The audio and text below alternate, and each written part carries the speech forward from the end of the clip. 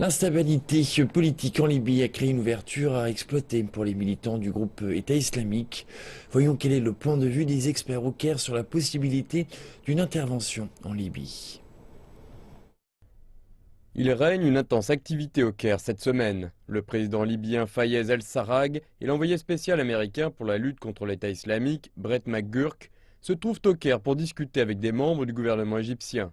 Le chef de l'armée libyenne, Khalifa Haftar, vient quant à lui de quitter la capitale égyptienne après quelques jours de visite. La question d'une intervention internationale en Libye est en discussion, mais certains analystes se montrent sceptiques. L'OTAN et les forces internationales sont rapidement intervenus pour évincer Mouammar Kadhafi du pouvoir. Lorsqu'il a quitté son poste et que le pays a été inondé d'armes, les forces internationales se sont retirées de la scène, laissant la Libye dans le chaos. Si elles reviennent, ce sera la fin de la Libye.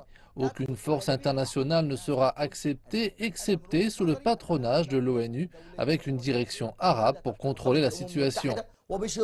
Alors que les forces de la coalition intensifient leurs attaques en Syrie et en Irak, la Libye est devenue un nouveau refuge pour les membres du groupe État islamique.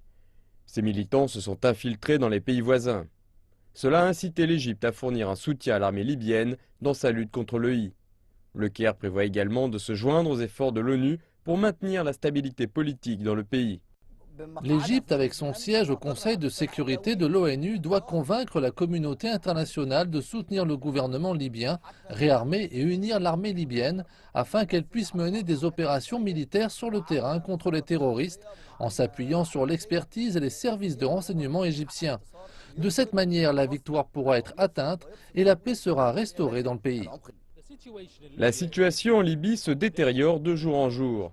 Bien qu'une action rapide soit nécessaire, de nombreux experts estiment ici que la solution devrait venir des pays arabes et non pas des pays étrangers.